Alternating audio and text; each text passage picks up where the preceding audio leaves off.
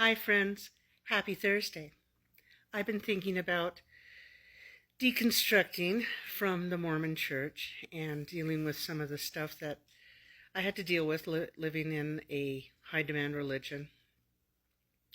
And I don't think that what the Mormon church does is particular to them. I think this is something that high demand religions do. I think it's something that high demand Christian religions do, especially the white Christian nationalist movement.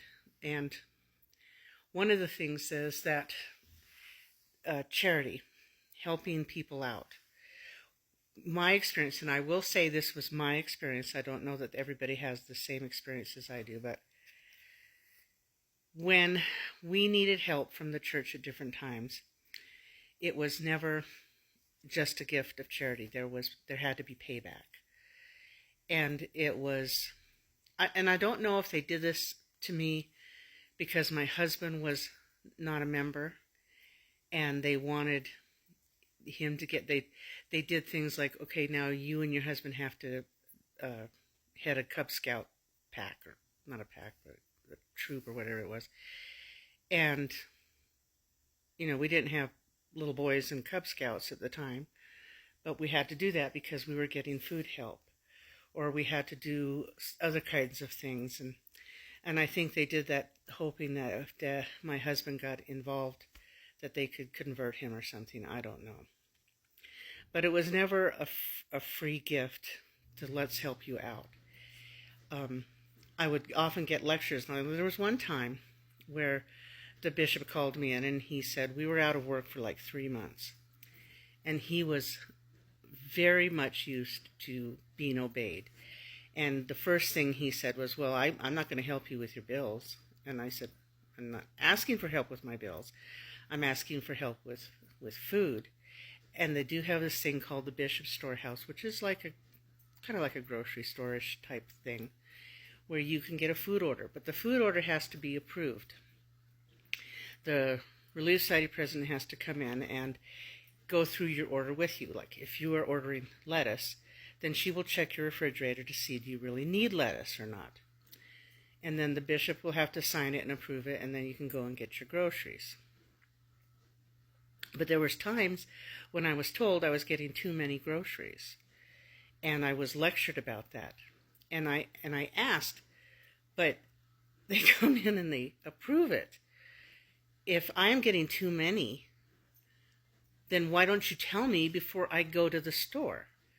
And they said, that's not the point. The point is, and then they start wagging their finger and yelling at me and stuff. And it was humiliating. But if I didn't have a family to feed, and at that time my father had died, my mother was living with us, so we had, and my daughter's future husband was living with us too. So I had 6 people to feed without a job. And it was hard. So there was that. And then I see all the time that this seems to be something that the church does. It doesn't give with charity in its heart. And I recall the scripture quote that charity is the pure love of Christ. And also to say, don't do in secret your good deeds, and then your Father who sees you in secret will reward you openly. But the church doesn't do that. When they do something, say for instance, they give a donation, they give a big donation, say $100,000 to Red Cross, then they don't wait for Red Cross to say, we got this great donation from the Mormon church. No, they have their PR department go out and put out all kinds of stuff. When there were the hurricanes down in the south several years ago, they would send people in to help with the cleanup, and these were called the yellow shirt people or something. They wore these yellow shirts that said helping hands on it and stuff. And they didn't just go in and help, which they did. And these people who were predominantly not Mormons, they were not expected to pay back. But what they did was they filmed all the efforts so that they could make these big PR films. They posted it online. They posted it on their website. I think they even put it in part of their Meet the Mormons movie. I don't remember that, but it was used as publicity for the church to see how good they were and what they were doing to help people. And they interviewed people. They interviewed people who were very happy with what they had done, and they were like, I never, but now I'll let the missionaries come and talk to me because they really helped me when I needed it. So it was a missionary tool, and it was a tool to help pat themselves on the back. And I find that so hypocritical, because that's not what Christ taught. Christ told the parable of the Good Samaritan who helped somebody just for the sole purpose of helping them. Didn't expect payback. In fact, told the innkeeper, here's some money to help take care of him. I want you to tend to him. If you need more, when I come back, I'll give you more.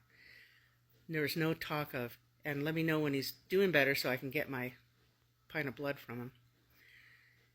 So when people are wondering, these fundamentalists and these white Christian nationalists and stuff are wondering why people are leaving the Christian faith, might think of looking back at themselves a little bit. Look in the mirror. You don't act like Christians. You don't act like good people even sometimes. So there's a lot to deconstruct. That's a good word. To get over being in a high-demand religion. And I find TikTok to be one place where I can see what other people are seeing and going through and feel like I'm not so alone. Have a wonderful Thursday. The weekend's a-coming, and hopefully you'll have a good one. Talk soon. Bye.